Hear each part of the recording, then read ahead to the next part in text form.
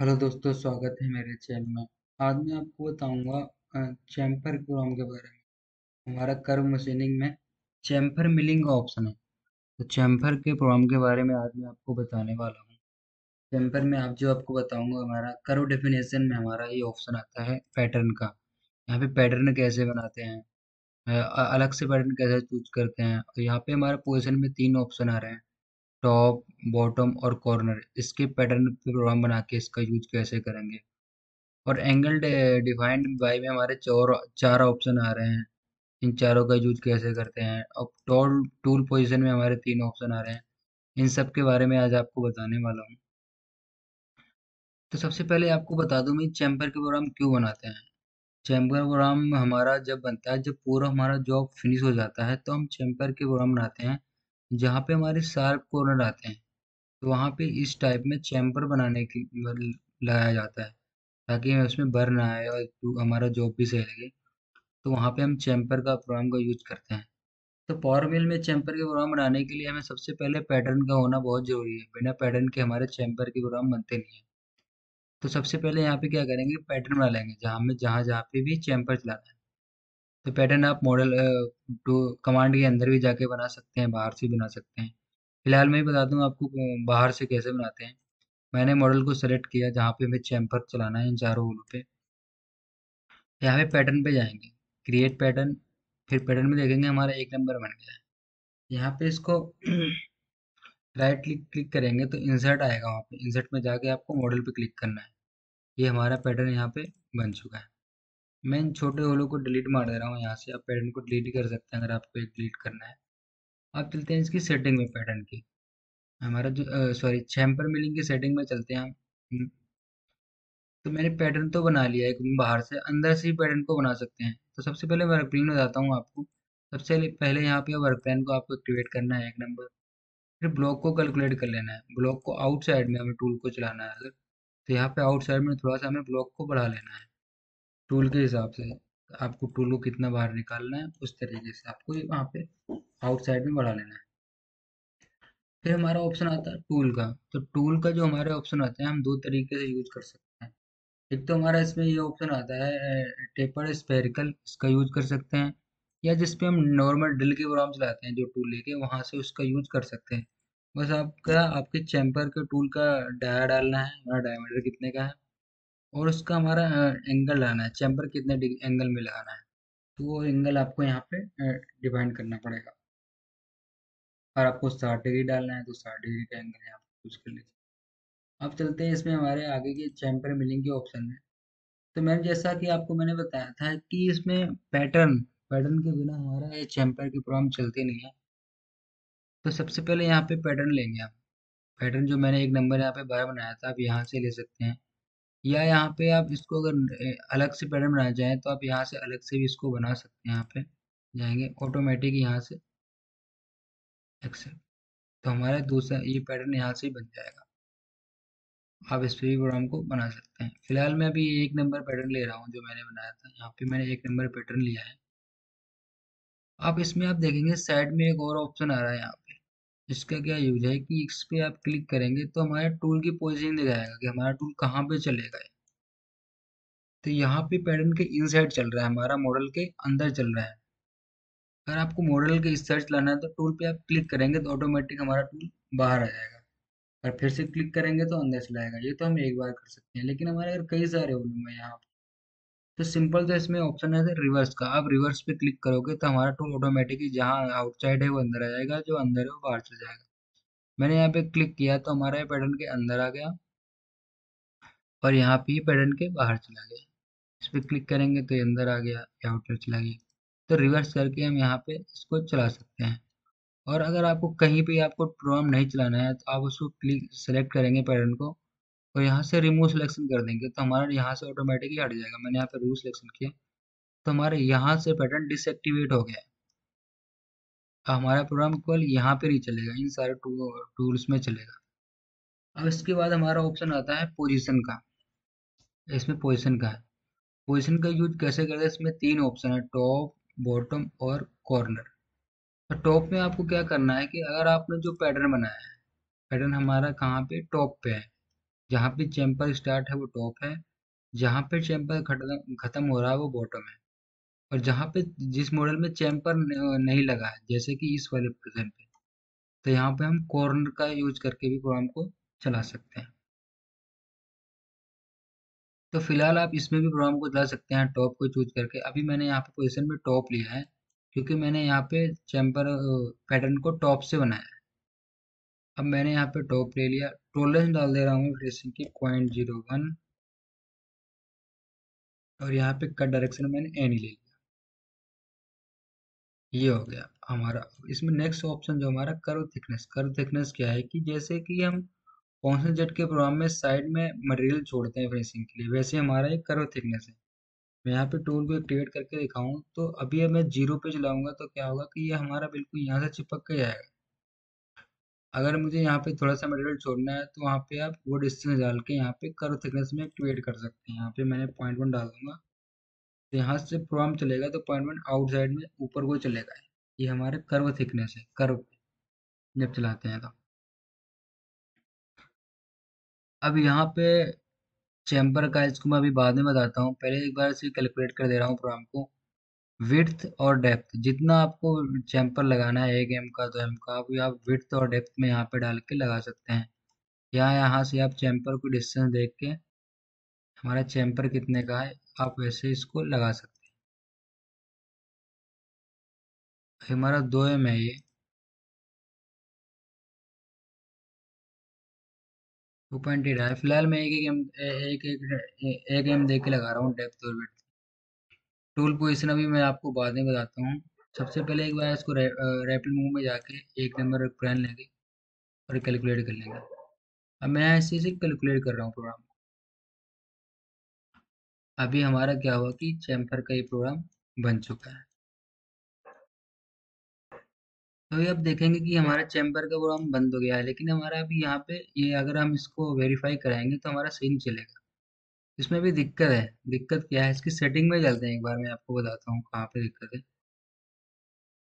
अभी यहाँ पे हमारा ऑटोमेटिक वेरिफिकेशन पे थिकनेस हमारे 0 है, इसलिए हमारा ये मॉडल को काट रहा है। यहाँ पे 0 कर देंगे और फिर से कैलकुलेट करेंगे। अब देखो हमारा वहां से वो रेड मार्क का ऑप्शन हट चुका है, तो अभी हमारा प्रोग्राम प्रोग्राम ओके हो गया है।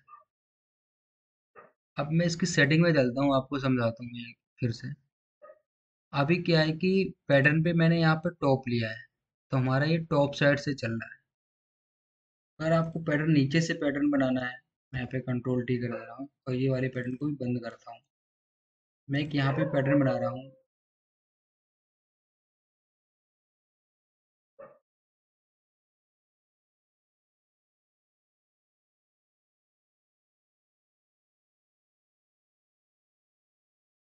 Create pattern, insert model.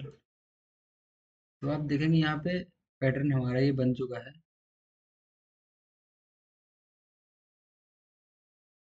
2 जगह से। तो टॉप साइड का मैं भी डिलीट कर दे रहा हूँ।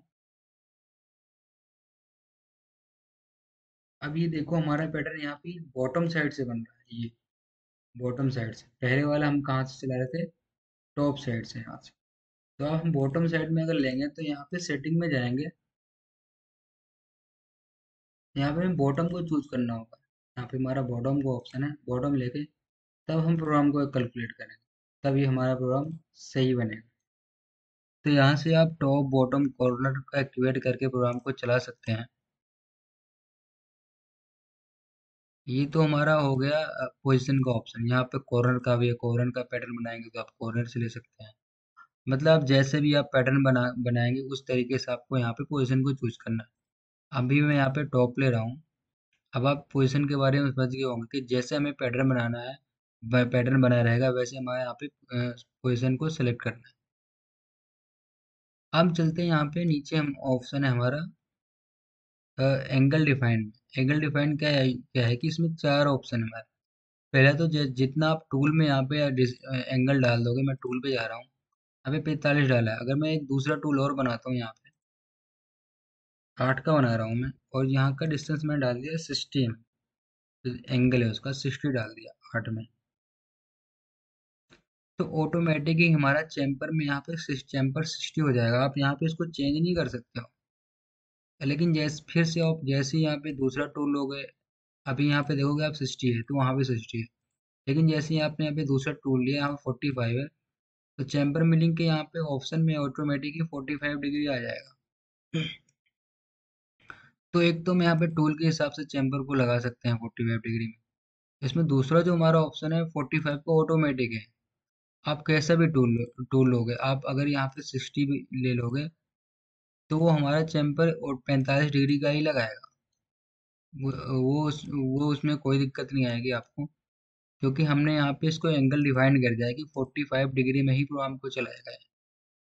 अगर यहाँ पे टूल लोगे तो टूल के हिसाब से चलेगा, जितनी डिग्री डली रही होगी। यहाँ पे इसमें ऑप्शन है 45 डिग्री का, तो ये 45 डिग्री में ही चैम्पर लगाएगा। आप इसको यहाँ से चेंज नहीं कर सकते हो। और इसमें हमारा फिर तीसरा ऑप्शन है एंगल का। अब यहाँ पे आप एंगल डाल के प्रोग्राम को चला सकते हो। एंगल में आप जैसे यहाँ पे आपने 60 डिग्री डाल दिया, तो आप टूल आप कोई सा भी लो, यहाँ पे आपने अगर 45 भी डाल रखा है तब भी हमारा प्रोग्राम वो 60 डिग्री की चैम्पर में लगाएगा। वो जो हमारा चैम्पर लगाएगा वो ऑटोमेटिक अभी डेप्थ और विड्थ ऑटोमेटिक कैलकुलेट करेगा। अगर मैं यहाँ पे इसको 20 डिग्री डालता हूँ तो आप देखेंगे यहाँ डेप्थ ऑटोमेटिक इसकी चेंज हो जाएगी। तो इस तरीके से यहाँ पे आप एंगल डाल की डेप्थ और विड्थ इसको मैनुअल कंट्रोल कर सकते हो। अगर मैं यहाँ विड्थ छेड़ता हूँ तो डेप्थ चेंज हो जाती है, डेप्थ छेड़ता हूँ तो विड्थ। मतलब 20 डिग्री के चैम्बर के लिए जो डेप्थ और विड्थ चाहिए वो ऑटोमेटिक यहाँ पे हमारा डल जाएगा। इसमें सबसे हमारा लास्ट ऑप्शन है डेप्थ और विड्थ का। ये क्या है कि ये जितनी आपको डेप्थ और विड्थ चाहिए उसके हिसाब से हमारा एंगल बनेगा। मैंने डाल दिया कि हमें 1 mm डेप्थ है, 1 mm विड्थ है, 1 mm डेप्थ है, तो ऑटोमेटिक हमारा 45 डिग्री एंगल आ गया हमारा। मैंने यहाँ पे डाल दिया 0.2 डेप्थ है और 0.5 विड्थ है, तो हमारा 68 का चैम्पर का एंगल आ गया। तो आप यहाँ से कई तरीके से इसको एंगल चेंज कर सकते हो, टूल के हिसाब से कर सकते हो। जितना आप टूल डालोगे, टूल में आपने एंगल डाल रखा है उसके हिसाब से हमारा ये चलेगा। यहाँ पे आप टूल में कोई भी एंगल डाल दो, ये 45 डिग्री में ही एंगल में हमारा चैम्पर लगाएगा। तीसरा हमारा यहाँ पे आप एंगल डाल के, जितना आप एंगल डाल दोगे उसके हिसाब से डेप्थ और विड्थ कंट्रोल करेगा। और चौथे में हम डेप्थ और विड्थ के हिसाब से इसको चैम्पर को लगा सकते हैं एंगल में। तो अभी मैं यहाँ पे टूल के हिसाब से लगा दूँ, इसको 45 डिग्री कर दे रहा हूँ। अब यहाँ से इसकी डेप्थ विड्थ बढ़ानी हो तो आप बढ़ा सकते हैं, यहाँ पे 1 m भी कर सकते हैं इसको, जितना आपको डेप्थ विड्थ चाहिए। या इसके हिसाब से आप यहाँ पे डिस्टेंस नाप लो कितने m का चैम्बर है, उसके हिसाब से आप डाल सकते हैं। अब यहाँ तक तो आप पूरा समझ गए होंगे। अब इसमें आगे क्या ऑप्शन है, टूल पोजीशन। एक तो हमारे पैटर्न का पोजीशन था, ये सेलेक्ट करो पोजीशन, लेकिन ये हमारा टूल की पोजीशन को डिफाइन करता है। टूल के पोजीशन का क्या है कि अभी मैं इसको समझाता हूँ आपको। मैं इनसाइड के पैटर्न को डिलीट मार दे रहा हूँ।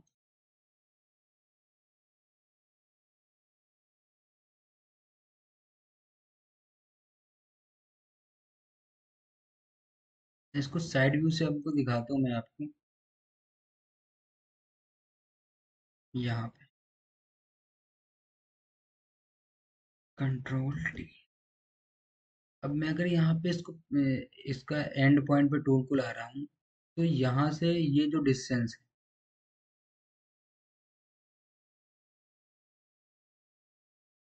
वो हम ये डिस्टेंस मेंटेन करेंगे। वो कैसे, मैं आपको बता रहा हूँ। इसकी सेटिंग में जाते हैं। यहाँ पे इसकी सेटिंग में अभी मैं जो कर्व यहाँ पे थिकनेस डाल रखी है, अभी यहाँ पे मैं यहाँ पे कर्व थिकनेस को यहाँ पे मैं देखो 0 करूंगा, यहाँ पे 0.1 का गैप आ रहा है। ये इसलिए आ रहा है, जो हमने यहाँ पे थिकनेस है 0.1 डाला है, इसको आप 0 भी कर सकते हो। हम बात कर रहे थे टूल पोजीशन की। टूल पोजीशन में भी हमने यहाँ पे जो 1 m डाला है, अभी हमने इसमें सेलेक्ट क्या किया है, यहाँ पे टॉप एक्सिट डेप्थ। यहाँ पे मैंने टॉप एक्सिट डेप्थ किया, और 1 m जो डाला है वो कहाँ पे जा रहा है। तो 1 m कहाँ पे जा रहा है मैं आपको बताता हूँ। इसमें टॉप एक्सिट डेप्थ में जो हमारा जहाँ से हमारे टूल का एंगल स्टार्ट होता है यहाँ से, और जहाँ से चैम्पर स्टार्ट होता है, एंगल हमारा पैटर्न होता है, जहाँ से चैम्पर स्टार्ट होता है, जहाँ से मॉडल में चैम्बर स्टार्ट होता है और जहाँ से टूल में चैम्बर स्टार्ट होता है, वहाँ का डिस्टेंस हम डालते हैं टॉप वाले में, जहाँ जो कि मैंने 1 m डाल रखा है। आप यहाँ से 2 m डालोगे तो ये डिस्टेंस यहाँ पे बढ़ जाएगा। दिखाता हूँ मैं आपको। यहाँ से और टूल के एंगल की डेप्थ, अगर मैं यहाँ पे 2 m डालूंगा, 2 m डाल रहा हूँ और इसे दूसरे 2 m और कैलकुलेट। मैं दोनों को और एक साथ एक्टिवेट कर रहा हूँ, तो देखो ये ऊपर नीचे हो गए। यहाँ से ये 2 m में जा रहा है और ये हमारा 3 m, तो यहाँ से 1 m का ही गैप मिल गया, क्योंकि उसने यहाँ से जो मैंने डेप्थ डाली वो यहाँ से कम कर दी है। इसकी सेटिंग में जाकर मैं दिखाता हूँ आपको। ये जो डेप्थ है टॉप वाली, अगर मैं इसको 0 करता हूँ और कैलकुलेट करता हूँ, बिल्कुल ये हमारा यहाँ पे टूल का जो ये वाला पॉइंट है, यहाँ पे टूल का जहाँ से चैम्पर स्टार्ट होगा वहां तक आएगा ये देखो आप। एक बार मैं फिर से आपको समझा दे रहा हूँ यहाँ पे। टॉप अगर आप चूज करते हो, तो जहाँ से हमारा टूल का एंगल स्टार्ट होता है वो, और जहाँ से हमारा मॉडल में चैम्पर स्टार्ट होता है, ये वाले डिस्टेंस हम वहां पे डालेंगे। आपको जितना भी चलाना हो, 1 m 2 m, तुम्हारा टूल यहाँ से ऊपर नीचे जाएगा। ये हमारा टॉप एक्सिट डेप्थ में काम करता है। इसमें हमारा जो दूसरा ऑप्शन है,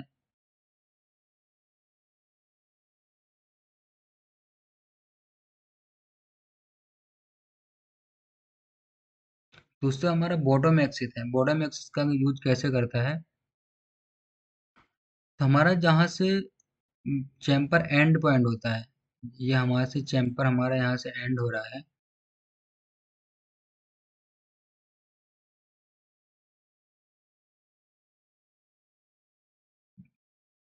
जहाँ से हमारा चैम्पर मॉडल में चैम्पर खत्म होता है, वहां से हमें टूल को कितना नीचे तक ले जाना है, वो हम बॉटम एक्सिस वाली डेप्थ में डालते हैं। अगर आप बॉटम एक्सिस का डेप्थ आपने डिफाइन कर ले रखा है, अगर आपको टूल को जहाँ से चैम्पर हमारा अ, बंद हुआ है मॉडल में जहाँ तक है, वहां से टूल की जो एंड पॉइंट उसे कितना नीचे तक ले जाना है, तो वो डिस्टेंस आप वहां डालोगे। जैसे कि मैंने यहाँ पे 2 नंबर बॉटम चूज किया, तो बॉटम में क्या होगा कि यहाँ से टूल को जितना नीचे तक ले जाना है, वो डिस्टेंस हम यहाँ पे डालेंगे।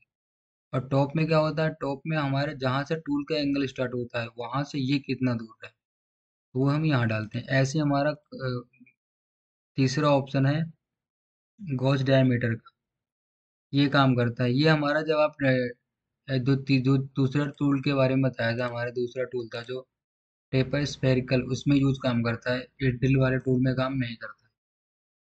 तो आप समझ गए होंगे इसका यूज हम कैसे करते हैं।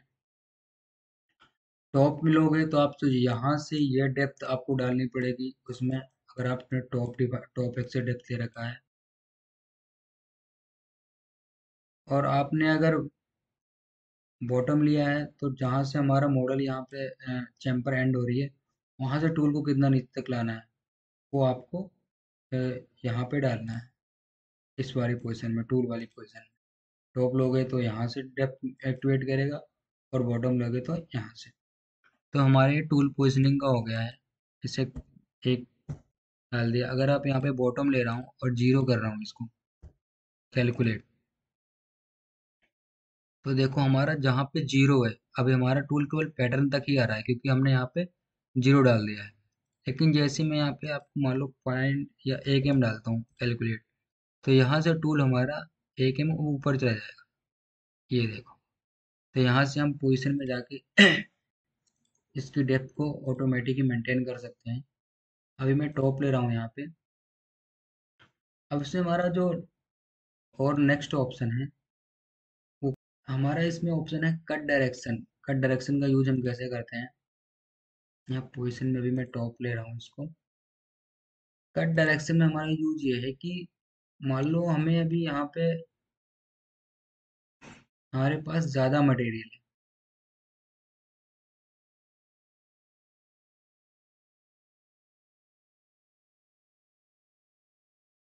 हमें यहाँ पे ज़्यादा मटेरियल है, तो कट डायरेक्शन में अभी क्या हमारा टूल केवल एक बार नीचे जा रहा है फिर चल रहा है। अगर हमको हमको इसको जितना हमारी डेप्थ है, यहाँ पे तक हमारे 2 m डेप्थ है, तो हम इसको 2 m डाल देंगे यहाँ पे और इसको कट दे देंगे। कितना कट देना है? 0.2 का, और कैलकुलेट करेंगे। तो टूल हमारा जहाँ तक जाएगा 2 m डेप्थ में, जितनी डेप्थ हो गई वो ऑटोमेटिक कट लेते हुए जाएगा टॉप से। आप जितनी भी डेप्थ डाल दोगे इसकी। यहाँ पे इसकी सेटिंग में टॉप ले रहे हैं, यहाँ पे मैं इसको 0 कर रहा हूँ। कैलकुलेट।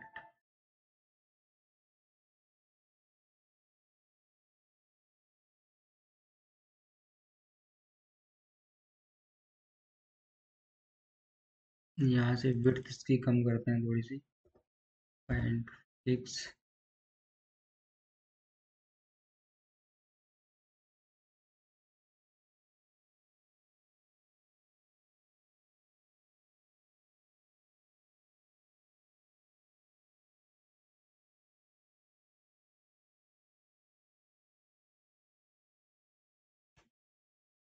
तो कट डायरेक्शन में हमारा यही होता है कि हम जितना कट को देखिए आपको टूल को चलाना है। अगर आपके पास मटेरियल ज़्यादा है तो कट डायरेक्शन दे, यहाँ पे आप स्टोक को चूज करके दे सकते हैं। ये हमारा वर्टिकल है और दूसरा हमारा हॉरिजॉन्टल है। बट अगर आप यहाँ पे इसको इस साइड से भी ज़्यादा मटेरियल है तो आप यहाँ पे ओरिएंटल में भी डाल देंगे 2 m। और कितने पाथ में चलना है? 2 m पाथ में। स्टेप और 0.5 का। तो ऑटोमेटिक हमारा टूल अब इस साइड से चलते हुए जाएगा ऑटोमेटिक पाथ में। आप ये देखो साइड व्यू से, तो ऑटोमेटिक ही दो 0.5 तक चलेगा। अगर 1 m कर दोगे तो केवल 2 पाथ में चल जाएगा, 1 m का कट लेगा। 1 m कट चला, 1 m का 2 m तक जाएगा ये। जैसे हमारा वर्टिकल और हॉरिजॉन्टल दोनों काम करते हैं। अगर आपको पाथ में चलाना है इसमें और भी हमारा जो नेक्स्ट ऑप्शन है वो हमारा है लिमिट का। लिमिट में क्या है कि वो टूल आपको जहां तक नीचे तक जाना है उतना ही जाएगा। बस वो ऑटोमेटिक कट लेते हुए जाएगा। आप यहाँ पे कट डाल देंगे 0.1,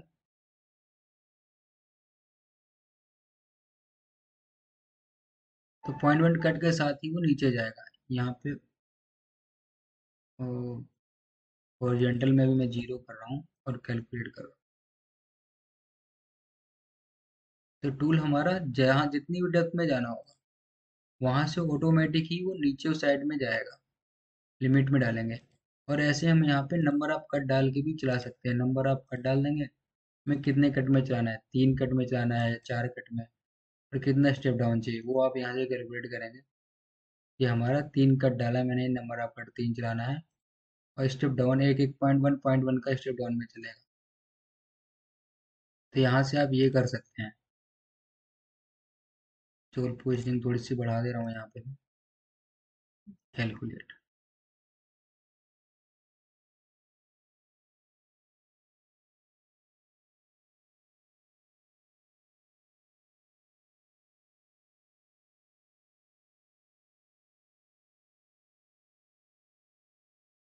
तो कट डायरेक्शन में हमारा यही हो जाए कि आप यहाँ पे लिमिट डाल के जितना भी नीचे तक जाना है आप उसे कैलकुलेट करोगे तो ऑटोमेटिक ही हमारा कट लेते हुए 0.1 का हमारा प्रोग्राम नीचे तक चल जाएगा।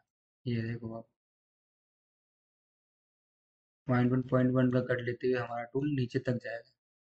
ये अगर आप लिमिट देते हो और आपके पास ज़्यादा मटेरियल है, और आपके पास मटेरियल और ज़्यादा है, आप लिमिट पे नहीं चलाना चाहते, स्टॉक में चलाना चाहते हैं, तो यहाँ पर आप स्टॉक डाल के चला सकते हैं। नंबर ऑफ कट, आप कट दे के भी चला सकते हैं। आपको कितने कट में निकालना है, 2 कट में निकालो, एक बार जाए और 2 बार में फिनिश कर दे। ये हमारा वर्टिकल में मतलब टॉप से साइड, नीचे के साइड काम करेगा। और हॉरिजॉन्टल हमारा लेफ्ट साइड से काम करता है, इधर से इधर को चलते हुए जाएगा। जबकि वर्टिकल हमारा टॉप साइड से नीचे साइड को जाएगा। तो सेटिंग दोनों की सेम ही है, आप उसको प्रोग्राम को ला सकते हैं। आप समझ गए चैम्बर मिलिंग की इस वीडियो में समझ गए। अगर आपको कोई भी दिक्कत हो प्लीज़ कमेंट करिएगा। थैंक यू मेरे